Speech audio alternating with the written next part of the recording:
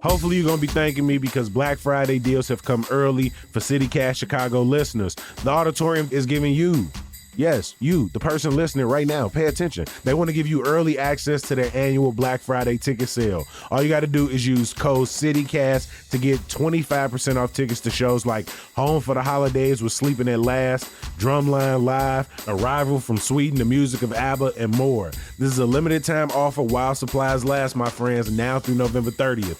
Visit auditoriumtheater.org and use code CityCast for 25% off select tickets.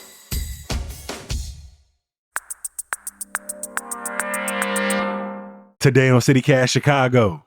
On this day a decade ago, dashcam footage of 17-year-old Laquan McDonald being shot 16 times and murdered in the streets by a Chicago police officer was released after months and months of protests and public outcry.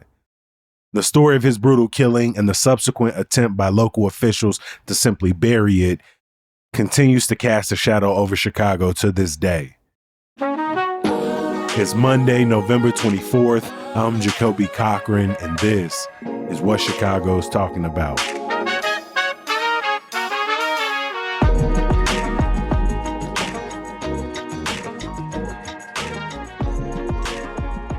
One thing I can say for certain is if not for the efforts of McDonald's family, organizers, journalists, eyewitnesses, and others, many Chicagoans would not know the name Laquan McDonald, the story of his life, and his brutal killing. I'm joined today by the Invisible Institute's award-winning reporter, Jamie Kalven, whose investigation 16 Shots was integral to bringing national attention to this story. Jamie, welcome to the podcast. Good to be with you. We're also joined by the Triibe's award-winning reporter, Tonia, who writes extensively on Chicago's criminal legal system. Tonia, it's good to have you back. Thank you for having me. I appreciate y'all both being in the building with us today. Jamie, I want to start with you. Going back to the night of October 20th, 2014, when Laquan McDonald was gunned down and murdered by a Chicago police officer. Can you take us back to that day and remind folks, what did police initially say happened? Or better yet, what did retired FOP spokesperson Pat Camden report that evening? Yeah, so what Pat Camden reported, as he had on literally hundreds of other occasions of police shootings, was officer had no choice but to use deadly force to protect himself and his fellow officers from an assailant. More specifically, the story that was circulated immediately by the police and by Camden was a young man with a knife lunges at officer. Officer has no choice but to fire to protect himself.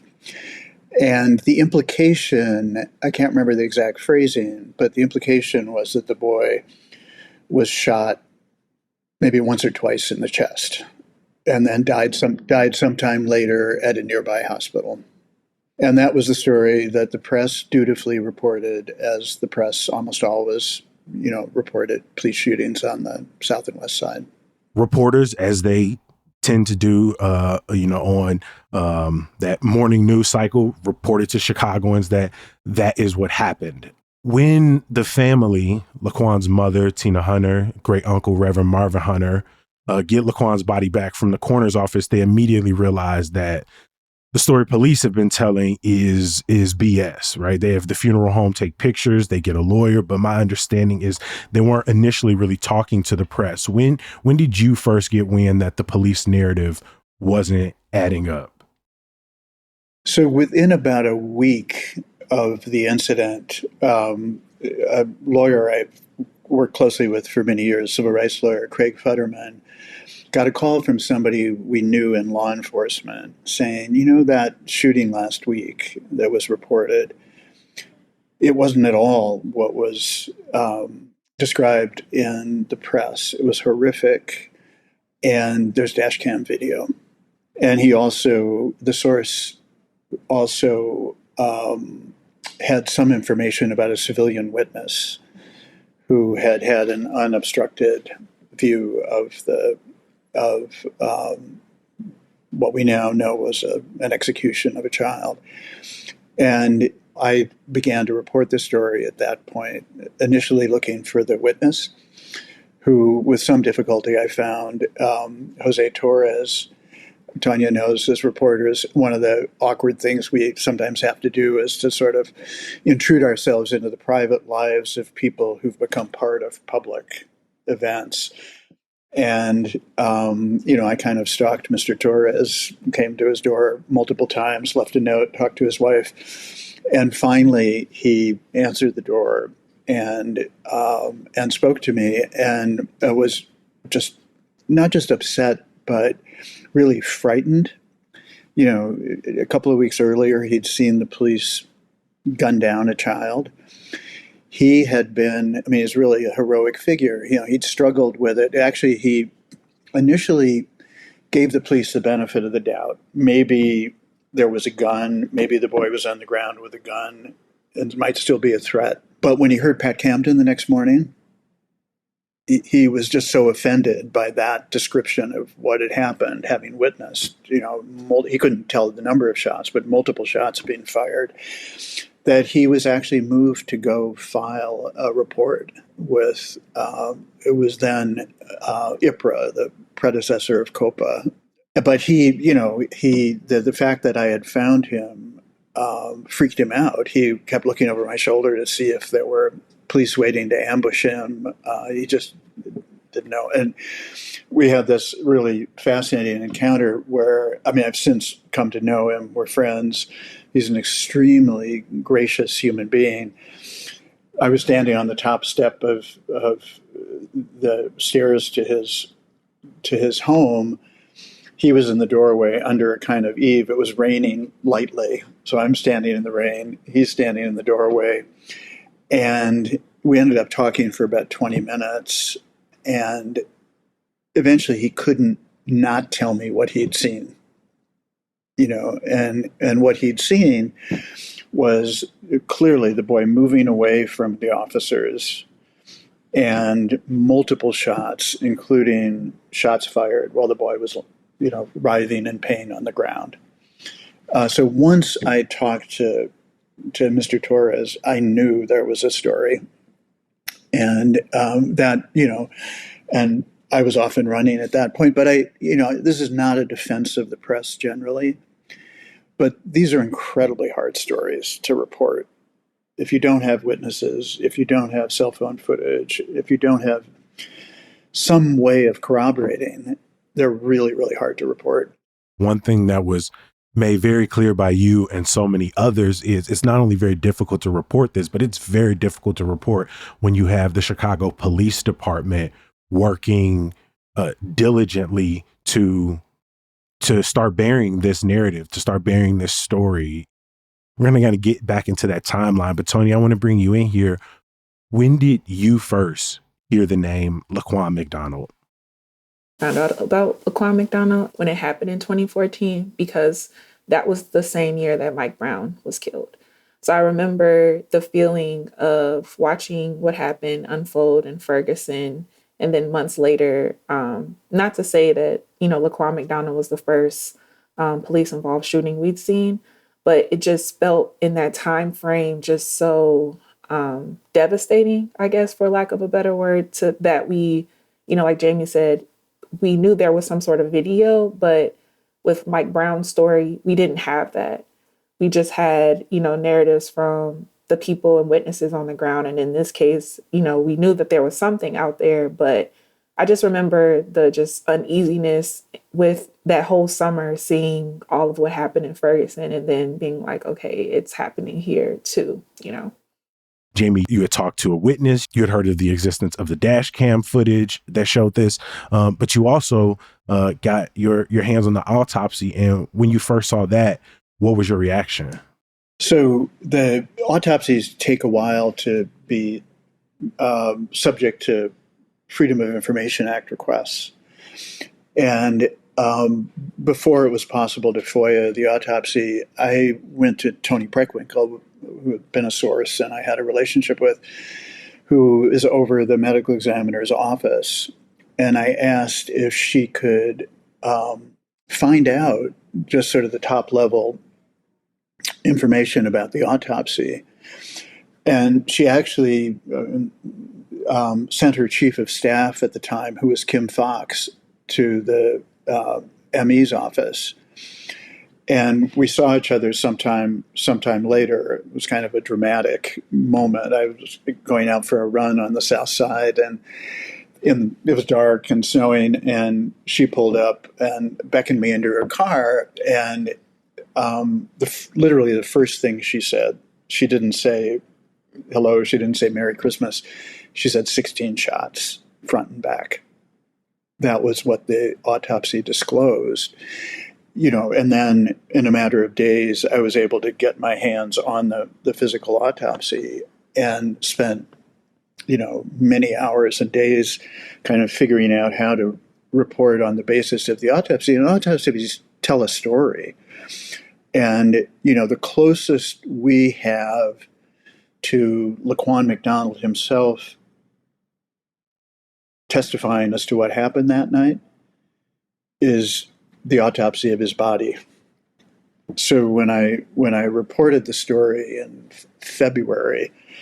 early February of 2015 in Slate magazine, I had Jose Torres. I was able to make known the existence of the dash cam because there was actual concern that, given what you were describing with the way the city and the police department circled the wagons, that dash cam could easily have disappeared.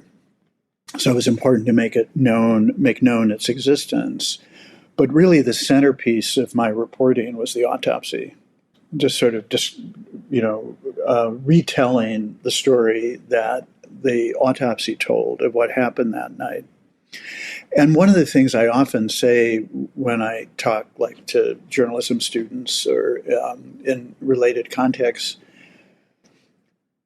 I'm an investigative reporter, but in many of the sort of major stories that I've done regarding police violence, I actually haven't been able to say with any precision what happened that night.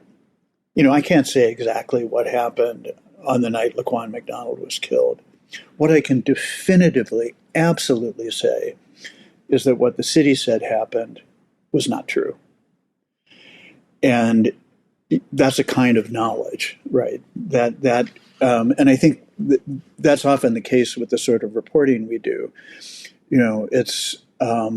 It's challenging, dismantling, and impeaching an official narrative that is patently untrue. Tonia, you've talked to organizers who were already out on the streets after the police killing of Rekia Boyd in 2012.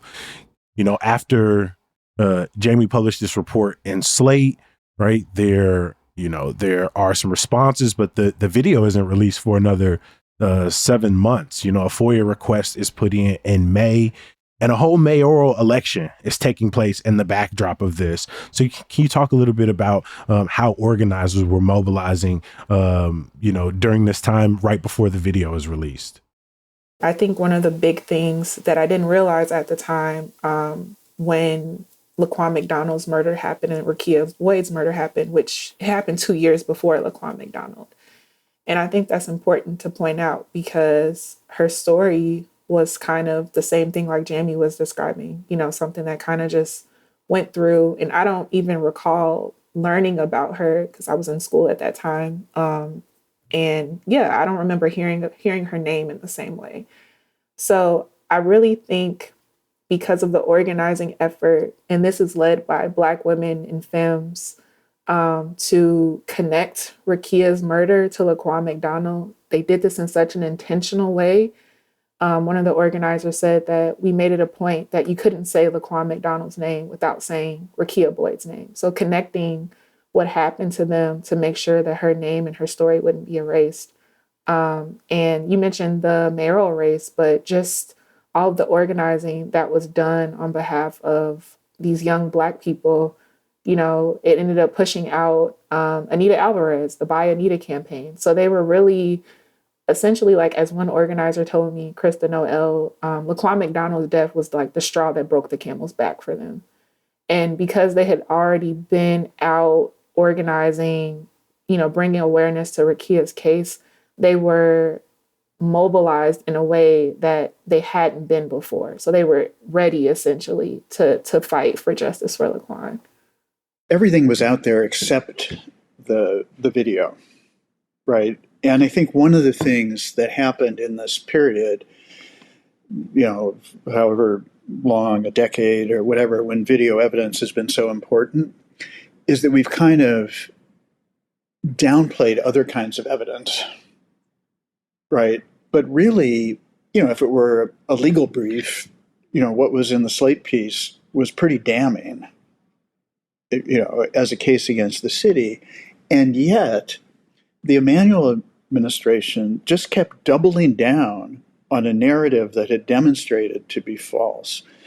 And one of the things that I said at the end of the Slate piece that reads like prophecy in retrospect, although I was being purely speculative at the time, I can't remember the exact phrasing, but the point was that if the city doesn't release the video, then when the day comes that it's forced to release the video, people will not only be appalled by what they see in the video, they'll be appalled by the realization that the city knew from the first moments after this atrocity precisely what had happened and withheld it from the public. And in a sense, that's really what happened, is the city just kept doubling down on, on a false narrative.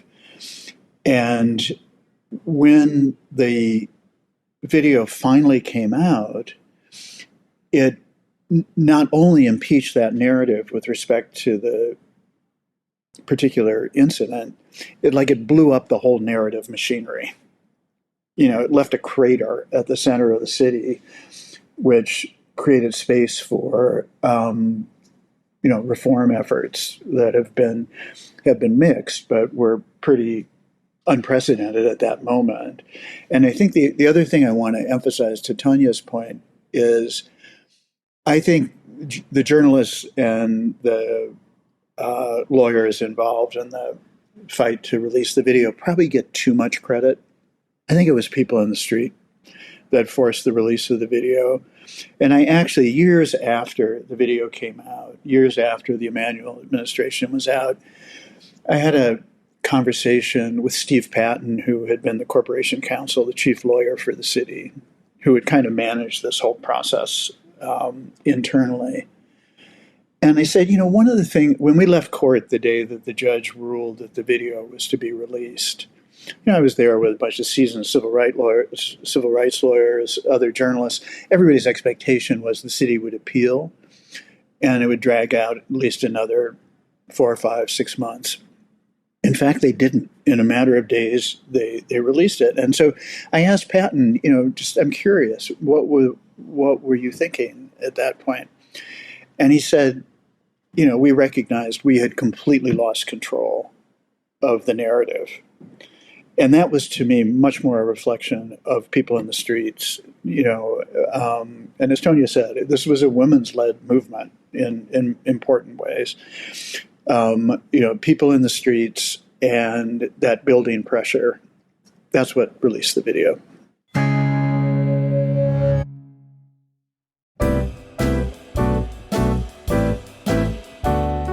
This time of year is about tradition for people, and you can make Symphony Center a part of yours. From radiant choral harmonies to unforgettable orchestral moments, Symphony Center helps bring your traditions to life.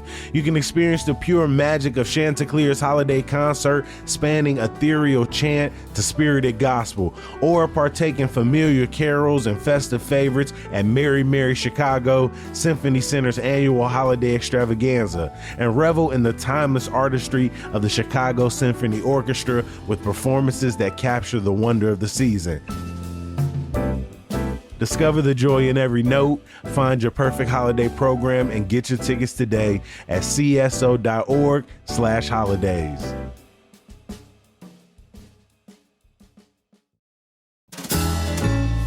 Irving Berlin's classic holiday movie White Christmas is being brought to life live on the Paramount stage with all the flair that makes it an unforgettable experience. I'm talking epic dance numbers, fantastic costumes, all the pageantry and spectacle you've come to know and love from this iconic production. This family favorite brings generations together to celebrate the magic of the holidays. White Christmas now through January 11th in downtown Aurora. Get your tickets today at ParamountAurora.com. You already know what time of year it is. Toy soldiers, sugar plums, and a rat king. The Joffrey Ballet's The Nutcracker is making its way back from December 5th through the 28th at Lyric Opera House. Joffrey's Nutcracker is one of Chicago's most beloved holiday traditions. Join Marie and her Nutcracker prince on a fantastical adventure in Tony Award-winning Christopher Wheeldon's kaleidoscope reimagining set amidst the spectacle of the 1893 Chicago World's Fair. Marie awakes one Christmas Eve to be swept away by a flurry of snowflakes to the dreamlike fairgrounds of the world's Columbian Exposition, and she embarks on a magical adventure you'll never forget. Seriously, the Triibe calls it unforgettable. Tickets for the Nutcracker are on sale now at joffrey.org.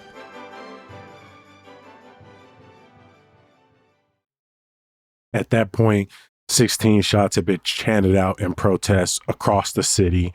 A settlement was reached with the family in April 2015, even as they were still hoping that charges would be brought up, that the video would be broadly released. Emmanuel goes on to win a couple of days after. But as both of you point out, that pressure that kept going in the streets for 7 months, right? The vigilance of the family. Ultimately, the video comes out.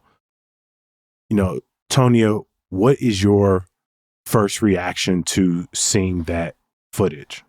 Honestly, I'm kind of getting chills remembering that, because it was really hard to watch. Like I mentioned, we had just come off of the summer, another high profile case, being Mike Brown, and not having video or visuals to corroborate what witnesses said. But now we have it here in Chicago. So it was devastating, being a native Chicagoan and knowing where that was in the city and that happened, and it was in the middle of the night, you know what I mean? So it was very hard to see that. And also, I really felt for Laquan McDonald's family, that this still image would be, shared widely over and over and over again, and how re-traumatizing that must have been. I just remember how angry everybody was. Like, the initial shots to the continuing to shoot as he was on the ground. Could see the sort of trauma in the face of like my elders, my parents, my grandparents who had lived through this, like you said, very recently in Chicago, but just like to see a video like that was traumatizing. But, I think part of what we should be proud of looking back, and certainly the history of the last 10 years is mixed in terms of what we've achieved and what we haven't achieved from that moment. But one of the in the days leading up to the release of the video, there were all sorts of conversations among clergy, organizers, guys on the street, the city, about the possibility that the city was going to burn. That rage you speak of was going to be expressed in understandably destructive ways. And in fact, that didn't happen. There were massive demonstrations. There was paralyzing of the Michigan Avenue shopping district, a kind of brilliant nonviolent strategy. But it would be a very different story, I think, had we had a Watts type moment after the release of the video, but we didn't. Yeah, I remember the protest Jamie mentioned, because we're about to come up on Thanksgiving week. So I remember, if I'm not mistaken, did it happen on Black Friday? So I remember, all the news coverage around it, and seeing that, And also, again, like the women organizers that were leading this effort to, help Laquan McDonald's family, but also shining a light on Rakia Boyd at the same time. So I definitely wasn't sure what the reaction would be. Like Jamie said, just thinking about what we've seen, in Ferguson, and wondering, I just remember all the talking heads at that point, they were definitely in media, like buying into the narrative that Chicago was just gonna really just, it would be disastrous, like once the video was released. But I saw peaceful protests and demonstrations during that time. I didn't see that. In the days after, as Officer Van Dyke was arrested and charged with first-degree murder, people wonder, what will ultimately become of that trial. A week later, Superintendent McCarthy was fired. Jimmy, what other changes were made by the city in response to these protests? It's actually an astonishing cascade of things that happened very swiftly. So there's the firing of McCarthy, the firing, I can't remember his name at the moment, but the guy who was the head of the oversight agency. Scott Ando. The campaign to oust Anita Alvarez that's ultimately successful. The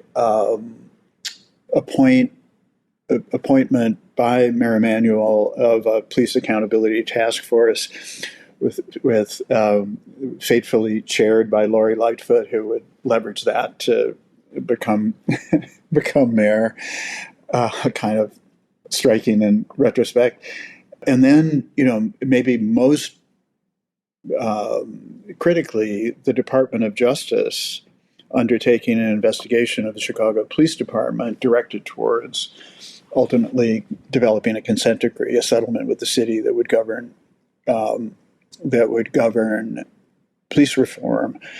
On the eve of that, just after the report comes out, it's on the eve of Trump coming to power the first time. It was a complete withdrawal from any kind of DOJ oversight of local police departments.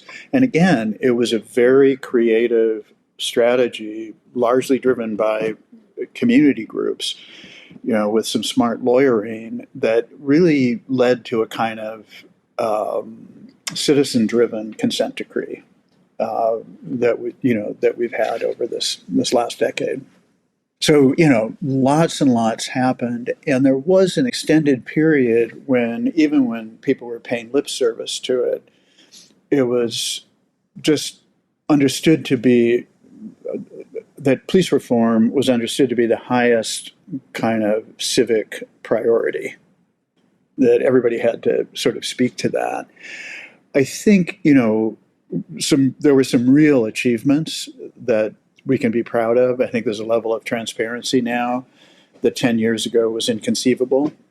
I mean, everybody expects to see the video now. Everybody expects to see the evidence. That's really, we take it for granted now, but it's a huge shift. I think more generally, though, people aspired to something that hasn't been achieved. That there was some sense that we really could reimagine public safety and have a real paradigm shift. And I think what we've gotten instead, I have a friend who uses this image, is we've gotten a lot of fixes bolted on to malfunctioning machinery. We haven't gotten that larger shift. On the other hand, I think that remains a possibility when you're not just thinking about specific reforms, but you're thinking about a kind of reorientation of how we think about being safe and ensuring each other's safety. That still is out there as a possibility. And I think the fact that we're now seeing such egregious abuses of authority by federal agents kind of reminds us of what impunity looks like in law enforcement. And so maybe there'll be more momentum towards fundamental change at some point in the future. In the decade since, Tonia, you have had to cover what felt like these other watershed moments where it feels like to what Jamie spoke about, this reimagining of public safety was in front of us, whether it was the killing of George Floyd in 2020 or the murder of Sonia Massey in 2024. And again, once again, the ways we felt 10 years ago is, well, we're living through this again, and protests happen and these calls happen. For you, in what ways do you think the murder of Laquan McDonald and the subsequent murder trial of Jason Van Dyke changed Chicago, but also in what ways do you maybe feel like things haven't?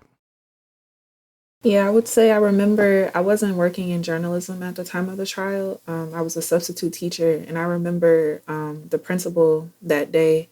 I think she went door to door and had printed out kind of like a memo saying the verdict is going to be read today in the Jason Van Dyke trial, and as an abundance of caution, we might like keep the kids inside before, like really, we're going to really be careful about how we release children when school lets out, because it just was so much uncertainty around, like, will the jurors, quote unquote, get it right? I mean, at the time, I don't think, like, when is the last time, a police officer had actually, been charged and a trial that actually happened at that moment. So that was major for the city of Chicago. And then, for the verdict to be guilty. But I just remember just feeling so uneasy, wondering, like, is this going to be the break if this doesn't go as people have hoped it would go, with the video evidence being there, all these high profile people resigning or, getting fired essentially. So I remember that part. But I think, like, in terms of today, I mean, I do think there has definitely been more civilian accountability measures that are put into place, just thinking about the creation of the Community Commission for Public Safety and Accountability. So having a civilian oversight board be able to decide on police policy, being able to weigh in and vote on it, having police district counselors actually be installed and elected in all the police precincts across the city of Chicago. So I believe there is definitely layers of oversight that at the time, I didn't think was possible. I think it is, again, organizers here in Chicago that have made all of that possible, who have been advocating for this type of control, civilian control, since the assassination of Fred Hampton. So I think all of this comes full circle, but I do still feel there's a ways for us to go. When Jamie was talking about in the beginning about reporters kind of falling victim to that trap of, well, this is what the police narrative says, and going with it and realizing how harmful that is, having to come back and say, well, actually, witnesses said this. So I think now I'm starting to see in media, especially with the onslaught of so much federal activity here over the last 3 months, nobody is running with the narrative of what government officials say first. They're actually talking to people on the ground and asking them what they saw. Now, journalists are being very mindful of, like, the narratives that we put out with when it comes to these types of interactions with police at every level. We're going and talking to the people first versus taking the word of a government official. I've covered a number of police killings since Laquan McDonald, including Adam Toledo. And one of the really striking things is that the police narrative begins to form almost the moment the shots are fired. The moment the body hits the ground, it starts to form. And I mean, with astonishing speed, and consistently, every single police killing I've covered, starting with Laquan McDonald, civilian witnesses who saw what happened are told, get out of here or you'll be arrested. It's not like they're interviewed. There's no contact information taken for subsequent interview. And what I've come to appreciate is, when so-called white shirts, supervisors, higher ranking officers come on the scene after a shooting, they don't come to find out what happened. They come to figure out how to justify what happened. The fact that it happens means it's justified. But so that shapes everything that they do. And I actually think that at least in some instances, those officers just feel like they're doing their jobs. They don't see that as abuse. It's just but it shapes who they talk to, what questions they ask, just how they approach it. So the entire reflexive orientation of the department and the city is to construct a narrative that justifies what happened. And I think the fact that the public and the press no longer trust that or accept it at face value is really significant. I mean, that's a really significant shift that, as Tonia says, is worth regarding as progress. 10 years ago, a family lost, a son and a grandson and a nephew. And 10 years ago, people in power at every level in the city of Chicago worked to cover up the murder of that child. I've long had in my mind a parallel between the release of the video 10 years ago and the open casket of Emmett Till. Till's decision to have an open casket and to confront people with the mutilated body of her son was a kind of portal, a window into the realities of the Jim Crow, the vicious Jim Crow regime in the South. And in some way that is in a certain sense mysterious, because it could have been some other shooting, but there was something about the video that was so definitive. And videos often aren't, right? You have a fragment, it's ambiguous. You need multiple video sources to reconstruct what happened. But with this video, it was so definitive that it felt like the video became like looking into that open casket and looking into the society, looking into the conditions that allowed the execution of a child. I would say I even, thinking ahead to like the future, when you were talking about the past, I even thought presently, the case of Dexter Reed, how he was, if my math is correct, he would have been about maybe like around the same age as Laquan McDonald, actually. So seeing, like, if Laquan McDonald had lived, so seeing someone be killed at that point in their life, and Dexter probably heard of Laquan McDonald and knowing, what unfortunately happened to him almost over a year ago at this point.